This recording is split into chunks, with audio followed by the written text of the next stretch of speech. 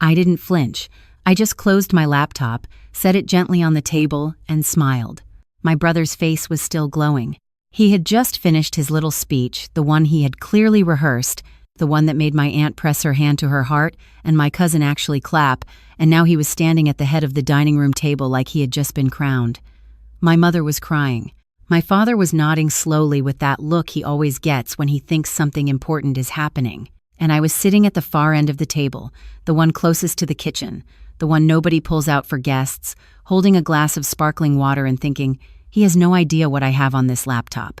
Let me back up, because to understand what happened at my mother's 60th birthday dinner, you have to understand what it meant to grow up being the second child in our family, not the younger child, the second child. There's a difference, and it matters. My brother is 4 years older than me. His name is Marcus, and from the time I can remember anything clearly, Marcus was the son that our family orbited. Not because he was brilliant, though my parents would have argued that point. Not because he was kind, though he had his moments, but because he was the firstborn son, and in our family, that meant something that no amount of good grades or hard work or quiet loyalty could compete with. I watched my parents spend their savings on Marcus's first car, a used Mustang he drove into a ditch 8 months later. I watched them co-sign his business loans twice before I turned 22. I watched my mother brag to her friends about Marcus's entrepreneurial spirit, while I sat across the room with a full scholarship to a state university that nobody mentioned at dinner. I became a CPA. I built a career in financial auditing. I married a good man named Derek, and we bought a modest house in a modest neighborhood. And we were happy, genuinely happy. I stopped needing my parents' approval somewhere around my 29th birthday, and that was probably the best thing that ever happened to me. But I still showed up. Every holiday, every birthday, every Sunday dinner my mother organized with 2 weeks of advance notice and a color-coded seating chart. I showed up because she was my mother, and because my father's health had been declining since his second bypass, and because underneath all of it, I still loved them in the complicated, exhausting way you love people who never quite saw you. The family business, a regional flooring supply company my grandfather had started in the late 70s, had been something my father ran for 30 years. It was never glamorous, but it was steady. 3 warehouses, 11 employees, contracts with a handful of commercial contractors across the state. When my father's health started failing 3 years ago, Marcus stepped in to help manage operations. That was how my father described it. That was how everyone described it. I described it differently, privately, to Derek. I said, Marcus is going to run that company into the ground and nobody is going to see it coming until it's too late. Derek told me I was being uncharitable. I told him I was being accurate. Here's what nobody in my family knew. About 8 months before my mother's birthday dinner, Marcus had called me. Not to catch up, not to ask how Derek was doing, not to tell me anything personal. He called because the company's longtime bookkeeper, a woman named Evelyn who had kept those accounts in meticulous order for 19 years, had retired suddenly due to a family health situation, and Marcus needed someone to take a look at the books before he brought in a new hire. Just a few weekends, he said.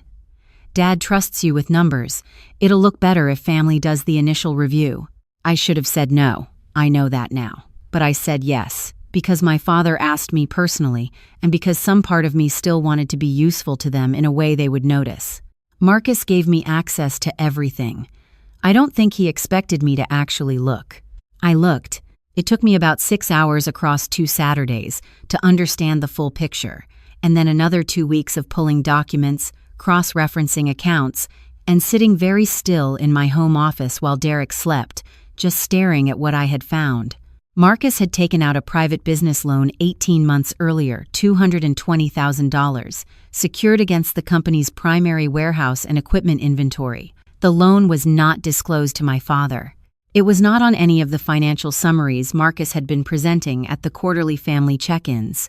The interest rate was punishing, the repayment schedule was already 3 months behind, and the lender, a private equity firm with a long track record of acquiring distressed assets, had sent 2 formal notices that I found filed in the wrong folder under a vendor invoice tab, as if they had been deliberately buried. The company, on paper, looked functional.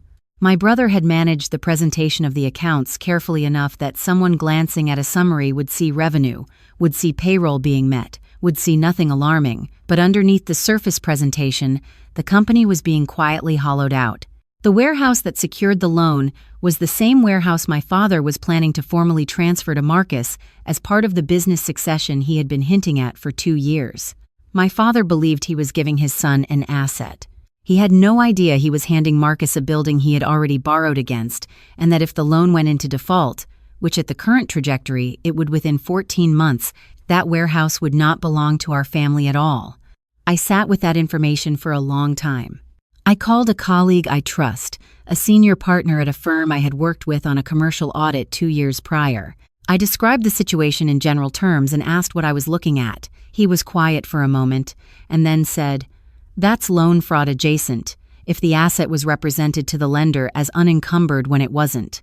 And if the owner of record your father was not informed of the encumbrance before agreeing to transfer ownership, there are serious legal exposure issues all around."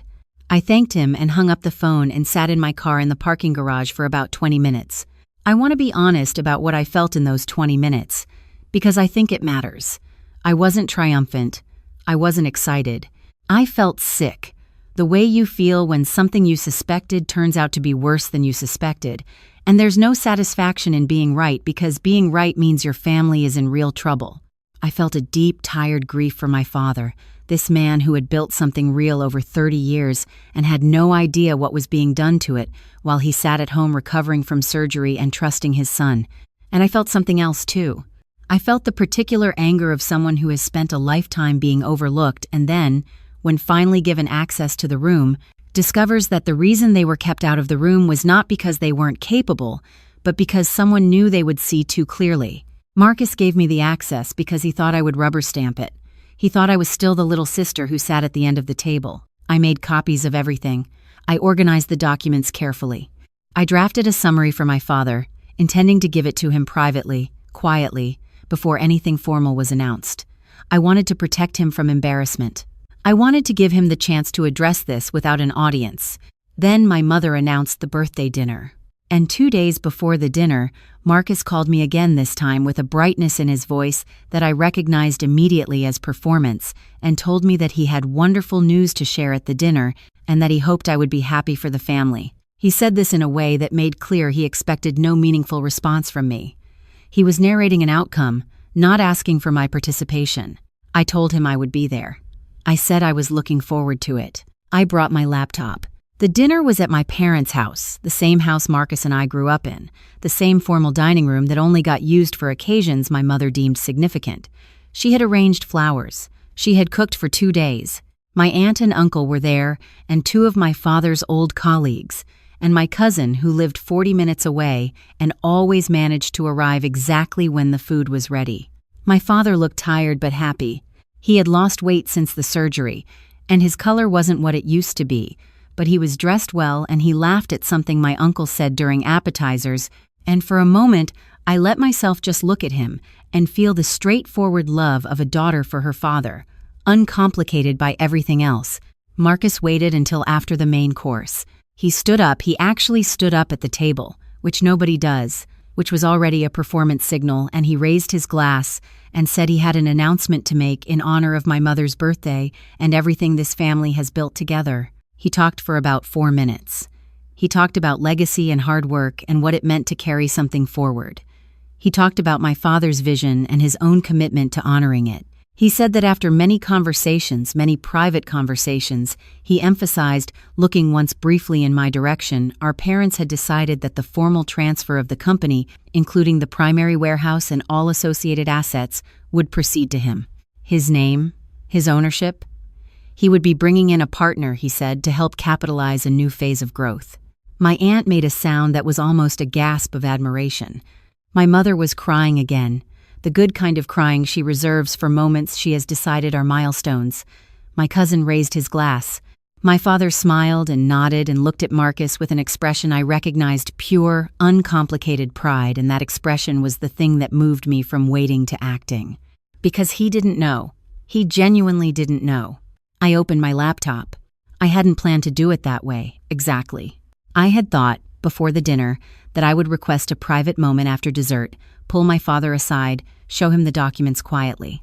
But watching him sit there smiling with that pride on his face, and knowing what I knew, and watching Marcus accept the congratulations with a glass raised and an ease that comes from someone who believes they have already won, I made a different decision. "Marcus," I said. My voice was calm. I wasn't performing calm. I actually felt it, that particular stillness that comes when you've been carrying something heavy for a long time and you finally decided to set it down. The table shifted. A few people looked at me. Marcus looked at me with the expression of someone who expects a toast and is mildly annoyed at the interruption. "Before we finalize anything," I said, "I want to make sure Dad has seen the current financial position of the company, the complete picture." Marcus's smile didn't disappear immediately. It adjusted. It became the smile of someone managing a situation. "Clara, this isn't really the time for—" "I reviewed the accounts," I said. 8 months ago when Evelyn left. You asked me to." The table was quiet now. "I found the loan," I said. The smile was gone. I turned my laptop so that my father could see it from where he sat. On the screen was a single page, a summary document I had prepared, clean and clear, the way I would present findings to any client. The loan amount, the date of origination, the collateral used, the current repayment status, the outstanding balance. Alongside it, the 2 formal notices from the lender, dated and stamped. $220,000, I said, taken out against the primary warehouse 18 months ago, the warehouse that is being transferred tonight. "Dad, your name is on the deed. You're not just giving Marcus an asset. You may be inheriting responsibility for a default." The room was very still. My father looked at the screen. He looked at it for a long time. Then he looked at Marcus. Marcus started talking. He talked fast, a kind of controlled urgency that I recognized as someone trying to reframe a situation before it fully lands. He said the loan was a strategic investment, a bridge to the next phase, that he had planned to discuss the details after the transfer was formalized, that this was not the appropriate venue, that I was creating a crisis out of a normal business decision. My father said one thing. He said, "Did you tell me about this loan?" Marcus said, "I was going to, once. Before tonight," my father said. "Did you tell me before tonight?" Marcus didn't answer. My father reached out and turned the laptop closer to himself. He looked at the documents for a long time, the way a man looks at something he doesn't want to understand but does. My mother had stopped crying. My aunt had put down her fork. My uncle was looking at the table. "The transfer documents," my father said quietly, "have they been signed?" "Not yet," Marcus said. "Tonight was the announcement. The signing was going to be—" "Then nothing has been finalized," my father said. That was all he said. He sat back in his chair. He looked at me once, briefly, with an expression I still find difficult to describe. Not gratitude exactly, and not relief, but something older and more complicated than either. And then he looked at his plate. The dinner ended without dessert. My aunt collected her coat with the careful efficiency of a woman who has witnessed family scenes before and knows how to disappear graciously. My cousin left within 10 minutes, citing a drive. My father's colleagues said their goodbyes with the overly warm brevity of people who want to make clear they heard nothing. Marcus and I did not speak again that evening. He left before I did, and I heard his car in the driveway while I was still in the kitchen helping my mother with the dishes, both of us doing the work of the hands as a way of not speaking too quickly. My mother said, finally, while I was drying a serving platter, "You couldn't have done that privately." I set the platter down and thought about how to answer her honestly. "I tried to do it privately," I said. "I had a document ready for Dad. But when Marcus made the announcement and Dad was sitting there looking so proud, and he didn't know I couldn't watch that happen." She was quiet. "The transfer documents weren't signed yet," I said. "If they had been signed before I said anything, Dad would have been legally responsible for a loan he didn't know existed. That could have cost him the warehouse. It could have cost him the whole company if the lender moved on the collateral." My mother set a dish in the rack. "He would have been so embarrassed," she said. "He would have been protected," I said. She didn't say anything to that. I drove home that night with my laptop bag on the passenger seat and the windows down despite the cold, because I needed the air. Derek was awake when I got home. He had texted twice during dinner and I hadn't answered, and he took one look at my face and made tea without asking. I told him everything. He listened the way he always listens, without interrupting, without making it about himself, and when I was done he said, "Are you okay?" I thought about it. I think so, I said. I'm sad, but I think so. The weeks after the dinner were difficult in the way that truth is often difficult not because it was wrong, but because it had weight. My father hired an outside attorney and a separate CPA to review the company accounts fully. The audit confirmed what I had found and revealed 3 additional irregularities, smaller, but consistent with a pattern of unauthorized financial decisions. The private lender was contacted. The transfer was not completed. Marcus and my father had a series of conversations that I was not part of and do not have full details about. What I know is that Marcus stepped back from day-to-day operations. What I know is that the 2 formal loan notices were addressed before they escalated to default proceedings. What I know is that my father, over the following months, restructured the management of the company with outside help, and for the first time in 3 years, the accounts were transparent in a way that matched the summaries presented to the family. My father called me about 6 weeks after the dinner, not to discuss business, just to call. We talked for almost an hour about things that had nothing to do with Marcus or the company, about how I was doing at work, about Derek, about a trip my parents were thinking about taking in the spring. Before we hung up, he said, "I should have listened more carefully over the years." I didn't know exactly what he meant by that, whether he was talking about the company, or about me, or about some longer pattern he had finally found the words for. I didn't ask him to clarify. "I love you, Dad," I said. "I love you too, sweetheart," he said. "Thank you for being there." Marcus and I have spoken twice since then. The conversations were short and surface level, and held the particular tension of 2 people who are not ready to have the larger conversation but have agreed implicitly not to make things worse in the meantime. I don't know what the future looks like for us. I genuinely don't. There are moments when I miss my brother, not the person he became in the last few years, but the person I remember from earlier, the one who used to drive me to the movie theater and act annoyed about it, and then buy me popcorn anyway. I don't know if that person is still there underneath everything that happened. I hope so. I'm not holding my breath. What I know is this. I sat at the end of that table my whole life. I brought the right folders to the wrong rooms. I built something real and quiet and was never asked to present it. And on a Tuesday evening in March, at a birthday dinner with flowers my mother had arranged, and a serving platter I dried by hand, I opened a laptop at the wrong end of the table and changed the thing that needed to be changed. I didn't do it for applause. I did it because my father was sitting there trusting someone who had already made the decision for him, and he deserved to make it for himself. That's what I carry from that night. Not the drama of it, not the silence after I spoke, not the look on my brother's face when he realized the room had shifted. I carry my father's voice on the phone 6 weeks later, unhurried, asking about my life. I carry that. If you're listening to this and you recognize something in it, the table at the far end, the room you were never invited into, and the file you kept quietly and carefully because some part of you always knew the day would come, I want you to know something. You're allowed to open the laptop. You're allowed to say, "Before we finalize anything, let me show you what I found." That's not cruelty. That's not revenge. That's love, dressed in the only clothes it had available that night. And if you've been carrying something like this, if you've been sitting with a truth that feels too heavy and too dangerous, and you don't know what to do with it, I'm not going to tell you it'll be easy. I'm not going to promise the room will thank you, but I will tell you, the weight does lift. Eventually, it lifts. Where are you listening from tonight? Drop it in the comments. I read every single one. And if this story stayed with you, if something in it hit close to home, hit the like button so more people can find it. There are a lot of us sitting at the far end of a lot of tables. It helps to know we're not alone.